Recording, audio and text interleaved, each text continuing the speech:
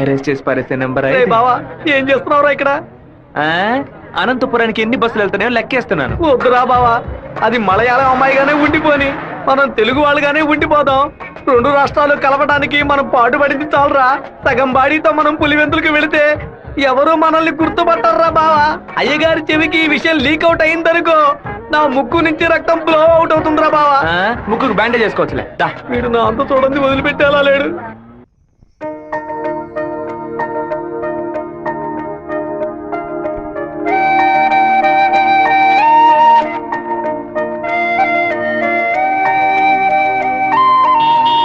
మావా, మా అందరికి బ్రాందీ కొనిపెట్టి నువ్వు మాత్రం బీరు తాగుతావేంట్రా? మీరంతా మత్తు కోసం తాగే తాగుబోతు, నేను డైట్ కోసం తాగుతున్నా. అవును, తాగుళ్ళో అదేంట్రా డైట్? చెప్ప. లావుగా ఉన్న వాళ్ళు బ్రెడ్ చపాతీలు తిని ఒళ్ళు తగ్గించడానికి డైట్ చేస్తారు కదా, అలాగే సన్నగా ఉన్న వాళ్ళు బియర్ తాగి పెంచే డైట్. మాట్లాడేటప్పుడు ఫోన్ గెలుకుతావేంట్రా? రాధికకి లవ్ మెసేజ్ పంపిస్తున్నాను. ఆ అమ్మాయిని చూసి 2 రోజులైంది, ఈ లోపేలవా? ఇది 10 ఏళ్ల క్రితం వచ్చిన puppy love, chicken love, calf love రా. కాఫీ లవ్వా అంటే? సత్తిగా చిన్నతనంలో ఒక అమ్మాయి నచ్చిందంటే ఏదేదో అనిపిస్తుంది, కానీ ఏమీ చేయలేం. మనలో ఏదేదో మార్పు వస్తుంది, కానీ ఏది అర్థం కాదు.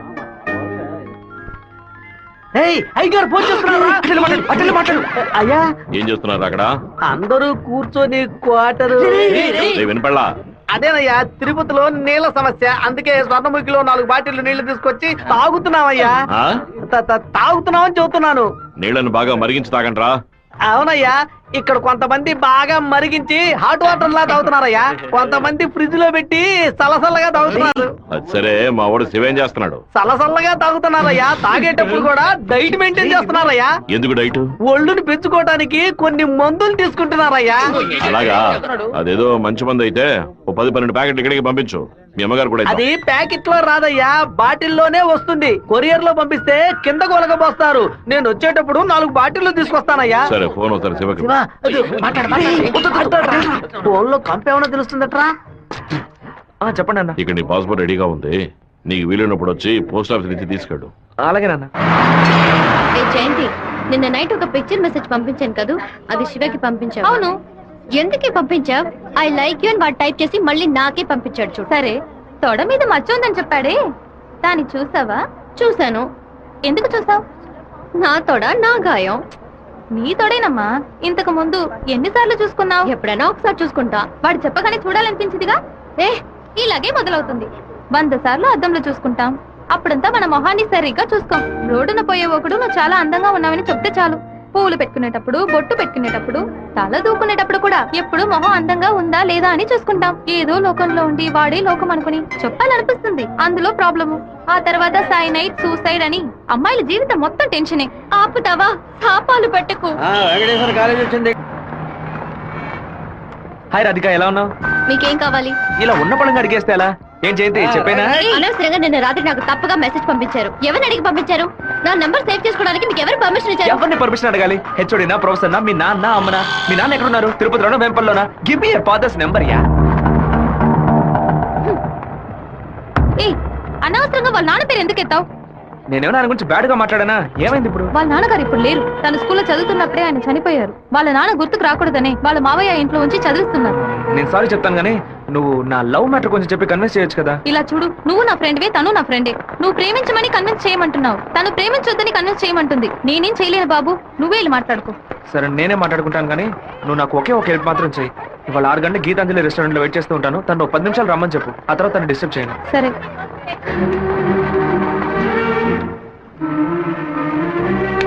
బావా, ఈ విషయాన్ని అయ్యగారికి చెప్పమంటావా చెప్పొద్దటావా? గుంట నక్క పనులు చేస్తే ఏదో చంపేస్తాను. ఒక కుటుంబంలో నాన్న హార్ష్ గా ఉంటే కొడుకు సాఫ్ట్ గా ఉంటాడు, కొడుకు హార్ష్ గా ఉంటే నాన్న సాఫ్ట్ గా ఉంటాడు. మీరిద్దరూ రఫ్ అంట.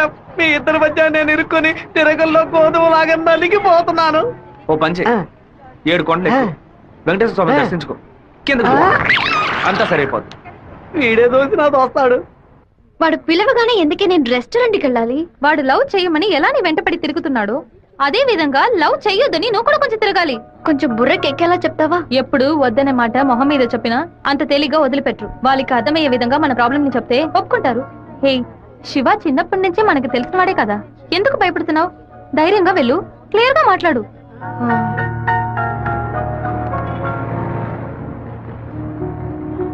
రండి సార్ రండి లోపలికి రా. లోపలికి కూర్చోండి. ఎందుకు ఇలా టెన్షన్ అవుతున్నావు? కొంచెం నార్మల్ గా ఉండు. మీ నాన్న గురించి మాట్లాడేందుకు సారీ. ఎందుకు ఇక్కడికి రమ్మన్నారు? ఏం మాట్లాడాలి? 8వ క్లాస్ చదువుకునేటప్పుడే మనసులో చిన్న లవ్, కానీ ఎలా చెప్పాలో తెలియలేదు. ఎండి ఏదో మాట్లాడతాడు, మన ప్రాబ్లం మందే.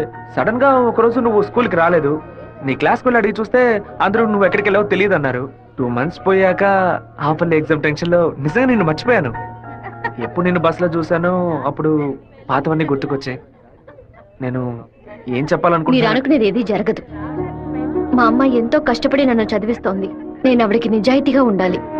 ప్రేమ పేరుతో బైక్ లో తిరగటం, సినిమాలకు వెళ్ళడం, పార్కుల చుట్టూ రెస్టారెంట్ల చుట్టూ తిరగడం నాకు అస్సలు నచ్చదు. నేను అలాంటి అమ్మాయిని కాను. నెక్స్ట్ వీక్ మీట్ అవుదాం, సరేనా? Okay okay. నేను చెప్పింది మీకు అర్థమైంది అనుకుంటాను. సెట్ పూరి. దయచేసి నా బాధను అర్థం చేసుకోండి. ఇంకా హలో, నీకన్నా బుద్ధుందా? లోపల మనుషులుంటే ఎగేసుకొని తెరిచి పడి చూస్తున్నా. మామయ్య, అది నేను మామయ్య,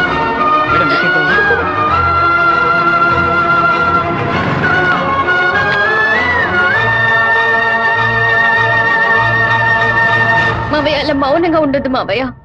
నాతో మాట్లాడు మావయ్య. నేనే తప్పు చేయలేదు మావయ్య. ఏ తప్పు చేయకుండానే వాడితో హోటల్ వరకు వెళ్ళావమ్మా? నన్ను నమ్ము అత్తయ్య. నాకు వాడికి ఎలాంటి పరిచయం లేదు. నువ్వు ఇక్కడ ఉన్నంత వరకు నీ ఇష్టం వచ్చినట్టు నడుచుకో, కానీ ఇక నుంచి నాతో మాత్రం మాట్లాడుకో.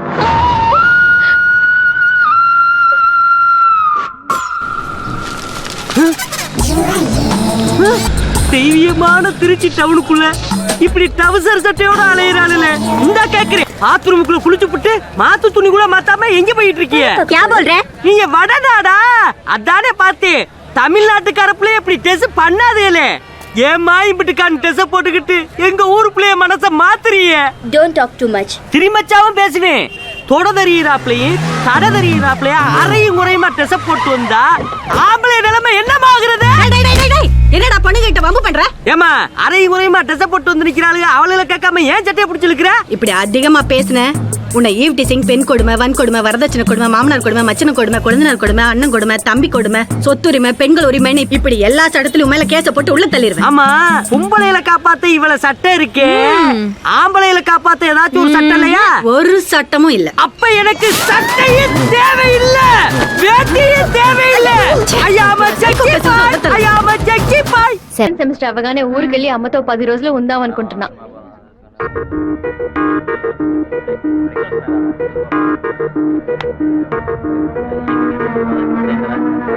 నీకు అసలు కనికరమే లేదా? ఎందుకు నా వెంటపడి టార్చర్ పెడుతున్నావు? మావయ్య నన్ను అసలు ఎంత అసహ్యంగా చూశాడో. ఇన్ని రోజులు కన్న తల్లిలా చూసుకున్న నా అత్తయ్య నాతో మాట్లాడనుంది. ఇంకా నన్ను నేను నిన్ను బాధపడడానికి రాలేదు. ఇంకెప్పుడు నీ వెంట పడనని చెప్పడానికే వచ్చాను. ఆ రోజు నేను బస్సులో చూసి నువ్వు రాధికి వేనా అని అడిగినప్పుడు నువ్వు సెవ్వే కదా, నువ్వు మామూలుగా అడుగుంటే నా పాటికి ఒక బాయ్ చెప్పి నేను వెళ్ళిపోయి ఉండేవాడిని. నువ్వు కాదు కాదు అంటూ నాకు అవును అన్నట్టు అనిపించింది. నువ్వు వద్దు వద్దు అంటుంటే నాకు కావాలనిపించింది. అందుకే కొంచెం ఓవర్గా బిహేవ్ చేశాను. బైక్లో తిరగడం, సినిమాలకు వెళ్ళడం, పార్కులు, రెస్టారెంట్కి వెళ్ళడం, ఇలాంటి లవ్ అంటే నాకు నచ్చదు. నిన్ను పెళ్లి చేసుకోవాలని ఆశ అంతే. ఇవాళ నుంచి సరిగ్గా 6 నెలల తర్వాత ఒకే ఒకసారి 2 నిమిషాలు నేను కలవడానికి వస్తాను. నువ్వు సరే అంటే నేను పెళ్లి చేసుకుంటాను, వద్దు అంటే నా తలరాత అంతే అనుకుని వెళ్ళిపోతాను. ఒక మగాడి కష్టం వస్తే అది తన వరకే ఉంటుంది, కానీ ఒక అమ్మాయి కష్టం వస్తే అది తన కుటుంబాన్ని బాధిస్తుందని నాకు అర్థమైంది. నాకు ఒక తోడబుట్టిన చెల్లెలు ఉంది. ఒక ఆడదాని కష్టం ఏంటో నాకు తెలుసు.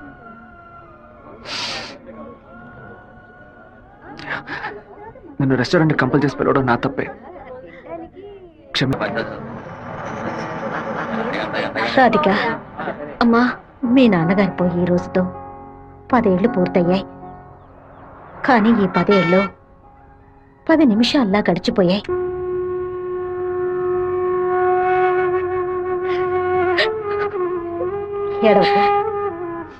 ఏడవకూడదు.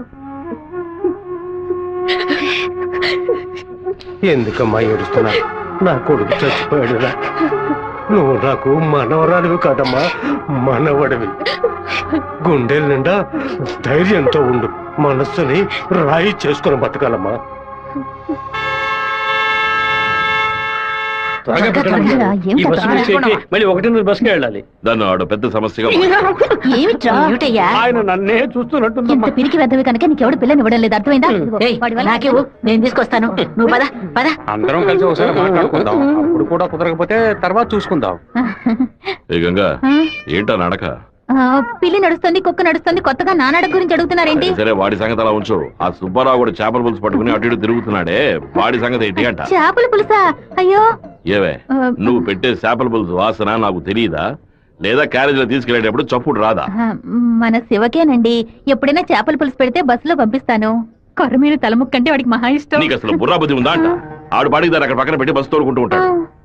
మన గిట్టనోడు ఎవడైనా ఆ పులుసులో ఏదైనా కలిపితే ఏం చేస్తావు? నాయనో ఇందులో ఇన్ని మతలపులున్నాయా భోంచేయి బావా భోంచేయి. ఈ మండు టెండలో ఇంతసేపు వెయిట్ చేసి కష్టపడి భోజనం తీసుకొచ్చావు కదరా, నువ్వే ముందు తినాలి. ఎంత నువ్వు నన్ను కోపంలో చావు బాదిరా. భోజనం విషయంలో మాత్రం ఇంత బోళాగా ఉంటావు అనుకోలేదు. నీ ప్రేమకు అసలు ఎలలే లేకుండా పోయాయి. నీ ప్రేమకు నేను ఎప్పుడు బానిసగా ఉంటాను రా. ఏంట్రా సత్తిగా భోజనం బాగా రుచిగా ఉందా? అమ్మగారి చేతి వంట కదా అదిరిపోతుంది మరి. నీకు మైకం వచ్చేలాగేమి లేదు బావా. ఈ కళ్ళు తిరగడాలు అలాంటిది ఏమైనా? ఎందుకు అలా అడుగుతున్నావు? ఏం లేదు, చాలా దూరం నుంచి భోజనం వస్తుంది కదా, మన శత్రువులు ఎవరైనా విషం కలుపుకుంటే అయిపోతాను కదా, అందుకే ముందు నీ మీద టెస్టింగ్ చేశా. టెస్టింగా? అరే దుర్మార్గుడా, నువ్వు పెట్టిన భోజనంలో ప్రేమ ఉంటుంది అనుకున్నాను, ఇలా పాయిజన్ ఉంటుంది అనుకోలేదు.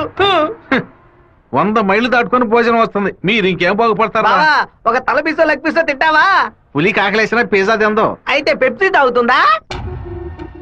కూడబెట్టిన డబ్బంతా పోగేసి స్థలం కొన్నానే. 7 లక్షలు నమ్ముకునే కదా మన భవిష్యత్తు ఉంది. ఈ నోటీసు చూసిన తర్వాత నేను సగం చచ్చిపోయాను. ఏమిటండి ఇలా మాట్లాడుతున్నారు? అయిపోయింది, ఇంకా మన పిల్లల భవిష్యత్తు అయిపోయింది. ఏంటి క్లాస్ రాకుండా ఇక్కడ కూర్చున్నావు? ఇంట్లో ఒకే ప్రాబ్లం. కొన్ని రోజుల క్రితం మా మావయ్య ఎయిర్పోర్ట్ దగ్గర 2 గ్రౌండ్ల స్థలం కొన్నారు. సడన్ గా ఆ ల్యాండ్ ని తీసుకుపోతున్నారని గవర్నమెంట్ వాళ్ళు నోటీస్ ఇచ్చారు.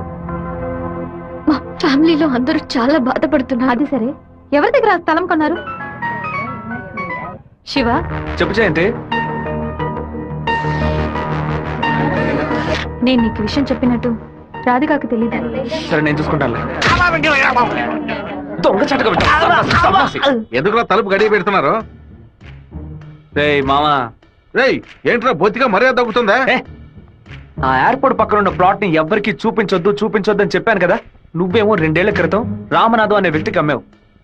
ఎయిర్పోర్ట్ అక్విజిషన్ నోటీస్ చూడగానే వాడు కుటుంబంతో పాటు ఊరేసుకుంటారని తాడుకోవడానికి వెళ్ళాడు. బాగుపడతావా నువ్వు? వాడు మాత్రం ఆ స్థలం కొన్నాడా? మొత్తం 160 మంది కొనుక్కున్నారా? వాళ్ళ గురించి నాకేం దిగులేదు. ఇతని సంగతి ఏంటి? నేను తీసుకున్న ఇంట్రీమ్ స్టే ని ఎయిర్పోర్ట్ అథారిటీ కొట్టేసింది. హైకోర్టుకి వెళ్ళి పర్మనెంట్ స్టే తీసుకుంటే సరిపోయా. నీతో ఇలా మాట్లాడితే వర్కౌట్ అవుతుంది కానీ రే సత్తిగా, జేసీపీ సత్యమూర్తికి ఫోన్ ఇదిగో చేస్తాను. ఏమావా, పోయిన సంవత్సరం మన ఊళ్ళో ఇల్లు కట్టావే, ఎంత అయింది? 20 లక్షలు. ఎందుకు అడుగుతున్నా? ఆ 20 లక్షల్ని 4,000తో నేలమట్టం చేస్తాను చూడు. ఏంది? 6 గంటలు జేసీపీ రెంట్ 3,000, 500 బయట 500 డీజిల్. నేను ఓకే అంటే కొంచెం ఏంద్ర నువ్వు అనేది? జేసీబీ సత్యమూర్తి అన్నానా? ఒక 6 గంటల సేపు జేసీబీ కావాలి, కొంచెం లైన్ లో ఉండండి. కుదరదని ఎక్స్ట్రా చేసావనుకో జేసీపీ ఇంట్లో ఒక వెళ్ళిపోతాను. ఇంటిని కూల్ చేయాలి, డీజిల్ పోసుకొని రెడీగా ఉండండి. కొత్తలే కానీ వాస్తు నువ్వు బాగోలేదు. ఆగురా. ఇప్పుడు నన్ను ఏం చేయమంటావురా? ఏడుస్తున్న రామనాథం నవ్వాలి, లేదు డీజిల్ పోసుకొని రెడీగా ఉన్నారట. ఫోన్ పెట్టరా ముందు. ఇలా చూడండి సార్, 2 ఏళ్లకు ముందు ఆ స్థలం 7 లక్షలు కొన్నారు. ఇప్పుడు దాని విలువ 10 లక్షలు ఉంది. నేను కాదంటోలా, కానీ నేను 8 లక్షలే ఇవ్వగలను. మీ ఒరిజినల్ డాక్యుమెంట్లు ఇచ్చేసి ఈ అగ్రిమెంట్ లో సంతకం పెట్టండి. మినిస్టర్ చేత రికమెండ్ చేసి ఉంటే పోయి ఉండేది. పోయిపోయా కుర్ర కుంకల చేత సెల్ ఫోన్ లో జేసీబీ మిషన్ పెట్టుకున్నారండి. చెప్పు రాధిక. మా ల్యాండ్ ప్రాబ్లం సాల్వ్ అయిపోయింది. ఆ ఓనరే స్వయంగా వచ్చి డబ్బు చెల్లాడు. ఎవరు రికమెండ్ చేశారు.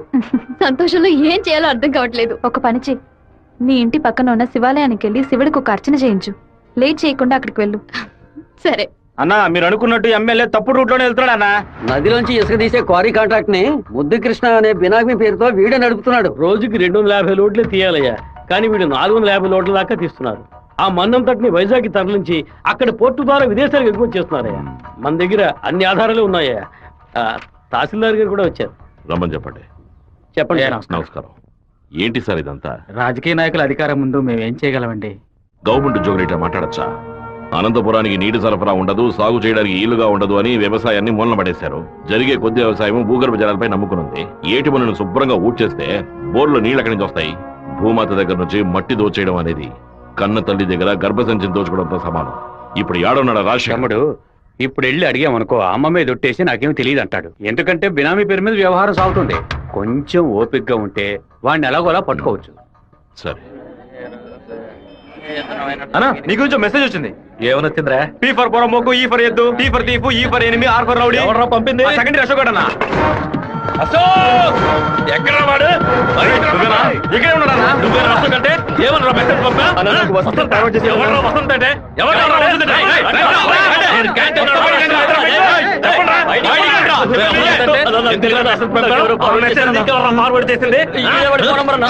ఏ జయంతి, ఆ మెసేజ్ ని క్రియేట్ చేసింది నేనే. నిన్న క్యాంటీన్ లో పీటర్ మంజుని ర్యాగింగ్ చేశాడు కదా, ఆ కోపంలో మంజుకి మెసేజ్ పంపించాను. అది ఎవరికో ఫార్వర్డ్ చేసింది. ఇక్కడ ఉన్న వాళ్ళ ఇన్బాక్స్ లో మెసేజ్ కనుక ఉందంటే వాళ్ళ బట్టలు ఉడదీసి నడి రోడ్డులో చెప్పు జయంతి. చెప్పాడు. ఆ మెసేజ్ నాకు వెంటనే ఫార్వర్డ్ చేయి. నేను దాన్ని రాధికకు పంపిస్తాను. దాన్ని డిలీట్ చేయకుండా వాడికి చూపించమని చెప్పు. ఎవడరా ఈ నంబర్? నాకేం తెలియదు. ఎవడరా నీకు పంపింది? శివ. శివ పంపించాడు. డిలీట్ చేయొద్దు. ఎవడు శివ? మెసేజ్ పంపించిందన్నా. ఉమా ఎవరా? ఉమా రేయ్ దీని మొబైల్ చెక్ చేయరా. పంపించింది మంజు అన్న. ఏయ్ ఎవరు పంపారా నీకు? రాధిక. అసలు మెసేజ్ నీకు ఎవరు పంపారా? ఫార్వర్డ్ మెసేజ్ ఎవరో నాకు తెలీదు. 9842465567 ఎవరి నంబర్ ఇది? నాకు తెలీదు. ఎవరి నంబర్ ఇది? బాస్ నేనే బాస్. నేనే ఆ మెసేజ్ క్రియేట్ చేశాను. రేయ్ మీరందరూ వెళ్ళండి. వెళ్ళండి వెళ్ళండి క్లాసులకు వెళ్ళండి. ఉండు రా, నువ్వు వెళ్ళు.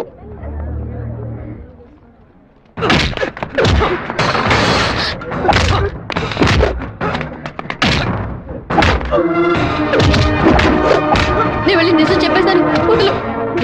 నిజం చెప్తే నీ డ్రెస్ చింపేస్తాడు. పర్వాలేదా? రా.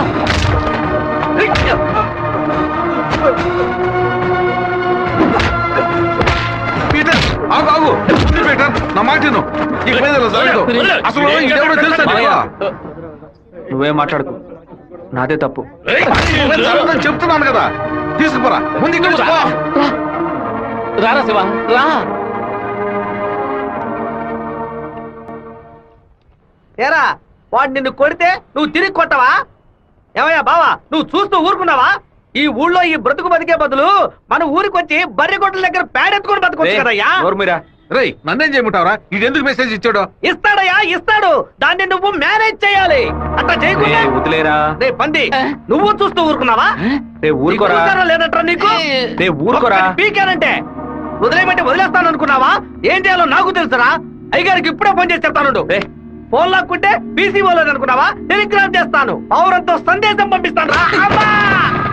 విషయం బయటకు తెలిస్తే ఆ అమ్మాయికి ఏమవుతుందని భయపడి నేను మూసుకొని వచ్చాను. నువ్వేమో దగ్గరెచ్చిపోతున్నావు. చంపేస్తాను. చంపరా చంపే. నేను ఈ తిరుపతి వదిలి వెళ్లేలోపు వాడు గొంతు పిసికి చంపకపోతే నా పేరు సత్యబాబే కాదు. ఇదే నా శపథం. ఏంటి సార్ ఇది? ఆ పంతులు స్ట్రైట్ గా కమిషనర్ కే కంప్లైంట్ ఇచ్చాడు. ఏ పెడతావు సార్ వాడిని? నా మాట విని నువ్వు లొంగిపో. అప్పుడే ఈ టేబుల్ మీద ఉన్న నీ కేసు ఫైలు ఆ షెల్ఫ్ కి వెళుతుంది. వారంలో నువ్వు బెయిల్ మీద బయటికి రావచ్చు. లేకపోతే కమిషనర్ నీకు స్పాట్ పెడతాడు. సరే బొక్కలతో ఏంటన్నా? మనసు చాలా బాధగా ఉంది జయంతి. నేను నిద్రపోయే వారం రోజులైంది.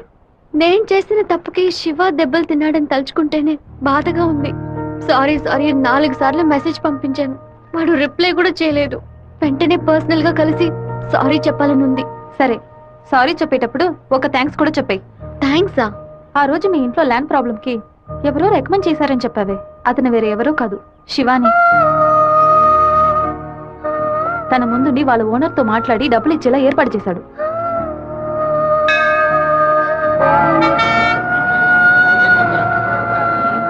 రాధిక,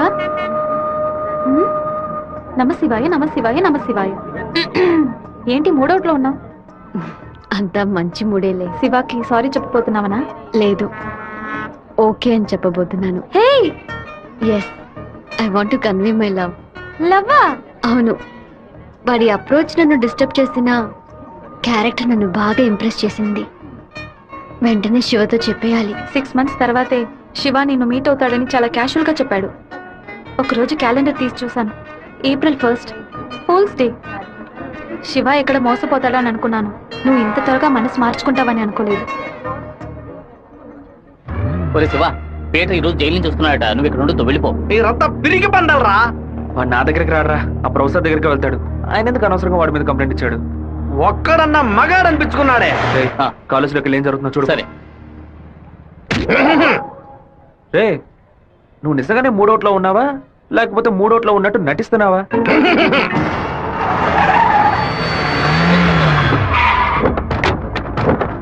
పంతులు ఎక్కడున్నారా?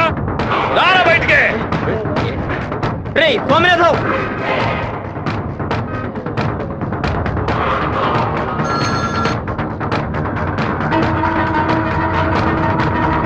అన్నా, అదిగో అక్కడ ఉన్నారన్నా.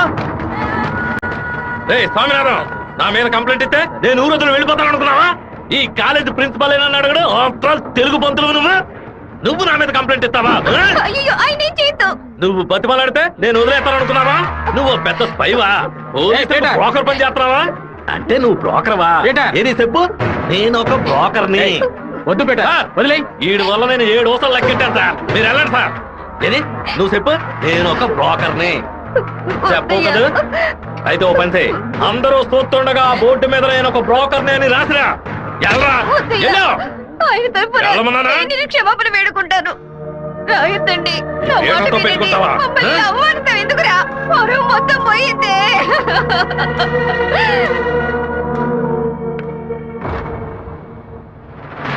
ఏయ్! ఏయ్!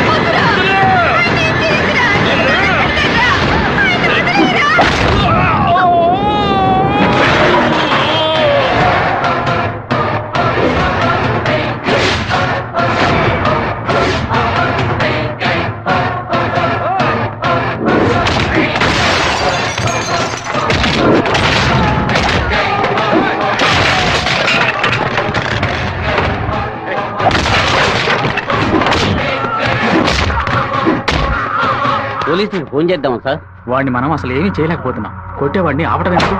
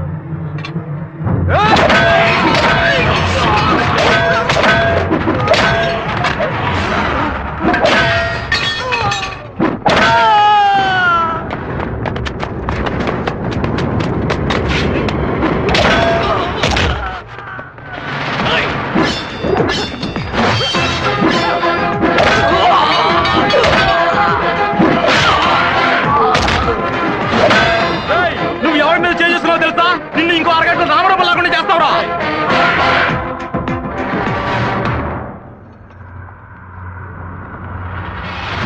బాబు, నువ్వు అక్కడి నుంచి వెళ్ళిపో. వాళ్ళు వచ్చారంటే నేను వదిలిపెట్టరు.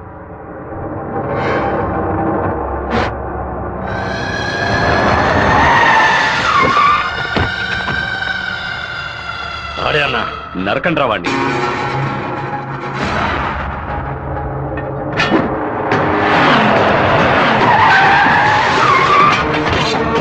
వీరభద్రం అన్న. రే రే ఆగరా.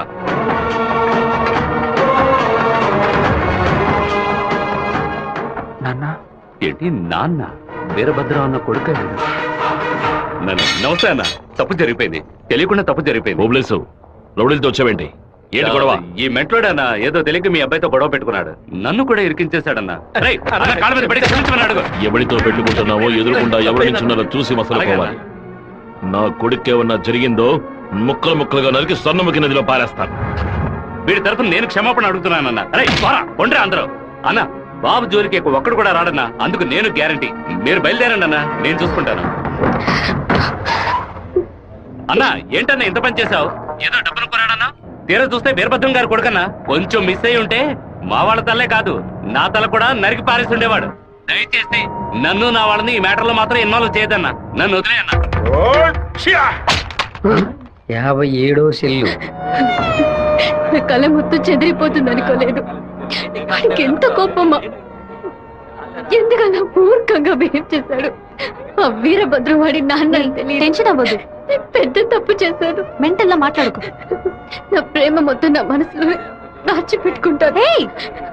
అతనికి ఏం చెప్పను. నా కళ కళ్ళైంది.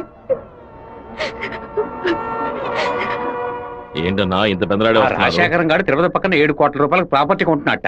ఈ రోజే రిజిస్ట్రేషన్ అట. ఆ దండపాణి గారు వచ్చి చెప్పాడు. తిరుపతి కాళహస్తి మధ్యలో 120 ఎకరాలంట. ఏ రిజిస్ట్రేషన్ ఆఫీస్? చెప్పన్నా. తిరుపతిలో స్థలం పడిపోతున్నాను. రిజిస్టర్ ఆఫీస్కి వచ్చాయి. ఓకే ఓకే అన్న. లెక్క పెట్టుకోండి.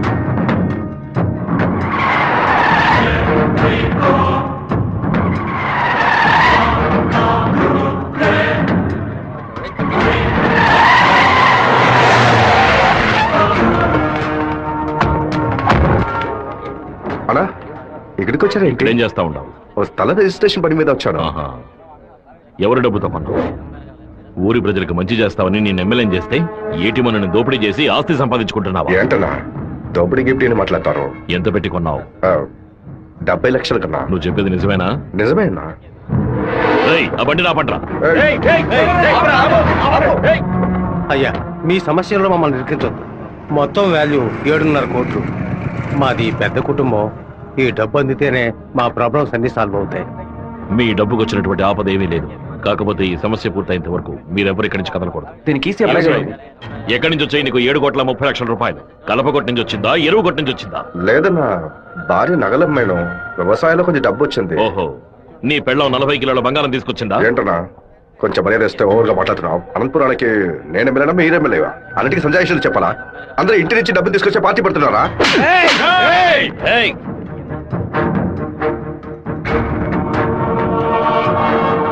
నా మాటకు విలువిచ్చి 50,000 మంది నీకు ఓట్లు వేసి నేను ఎమ్మెల్యేని చేశారా? రేపు నేను వాళ్ళకి ఏం సమాధానం చెప్పాలరా? అయ్యా, అన్ని రికార్డులోకి ఎక్కించేశారట. ఇక మన చేతుల్లో ఏమీ లేదు. నేనంతా వింటూనే ఉన్నాను. ఒక చిన్న ఐడియా చెప్పరా. ఇతను అక్రమంగా సంపాదించిన ఆస్తులన్నీ మన ఊరు ప్రజలకి, పంచాయతీకి రాసి చేయొచ్చు. వెంటనే ఇలా చేయడం కుదురుతుందా? చేయొచ్చు అన్న. దానికి స్టాంప్ డ్యూటీ తక్కువే. 10 నిమిషాల్లో డాక్యుమెంట్ రెడీ చేస్తాను. సరే చెయ్యి. అన్నా, 100 రూపాయల స్టాంప్ పేపర్ తీసుకొని నేను చెప్పేది కొట్టండి. అనంతపురం జిల్లా పులివెందుల గ్రామం వెంకయ్య వీధికి చెందిన సుంకర సుందరమూర్తి గారి పెద్ద అబ్బాయి రాజశేఖరం అనబడే నేను మనస్ఫూర్తిగా రాసిచ్చినది ఏమనగా, తిరుపతి పక్కనున్న సర్వే నంబర్ 141, 142, 143 కిందకు వచ్చి 120 ఎకరాల భూమిని అనంతపురం జిల్లా వాసులకి హృదయపూర్వకంగా రాసిస్తున్నాను. రెడీ నాన్న? లోపలికి వెళ్ళి సంతకం పెట్టు, లేదా గవర్నమెంట్ జీబ్ లో పోయి చువ్వలు లెక్క పెట్టాలి. వెళ్ళు.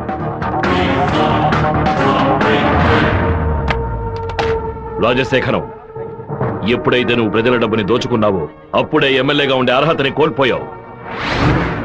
ఇంకో 15 రోజుల్లో నువ్వు నీ పదవికి రాజీనామా చెయ్యాలి. అనంతపురంలో బై ఎలక్షన్స్ రావాలి. ఇలా చూడు, నువ్వు రాజీనామా చేసినా బై ఎలక్షన్స్ వస్తాయి, నువ్వు చచ్చిపోయినా వస్తాయి. వెళ్ళు.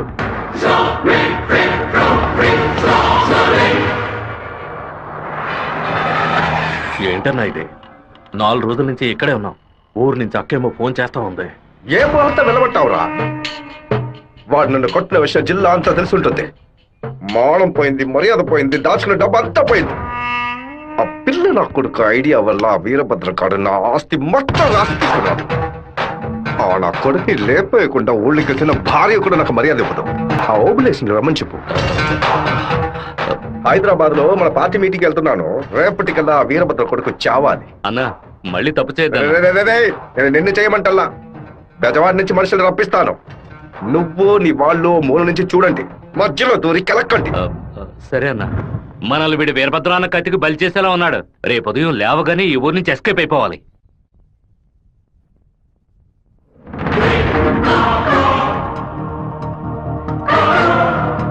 అన్నా, ఆ ఓప్లెస్ గడు తిరుపతి రిజిస్ట్రేషన్ ఆఫీస్కి వచ్చాడు.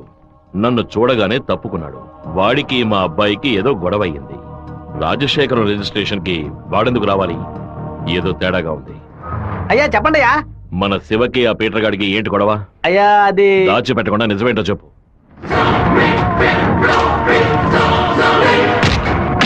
నా దగ్గర దాచేశారు కదూ? కావాలనే గొడవ పెట్టుకున్నాడు.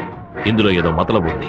టీ మొహాన్న పోసిన ఆ నిమిషంలోనే వాడి చేతి నరికి పారేస్తుండాలి. గొడవలేం పెట్టుకోవద్దని మనమే కదే చెప్పండి. అవును, నేను ఒక బుద్ధి లేని మనిషిని. నా మాట గౌరవ ఇచ్చే నా కొడుకు ఊరికే ఉన్నాడు. రండి, ఆ ఓబ్లేజ్ గారిని కలిసొద్దాం.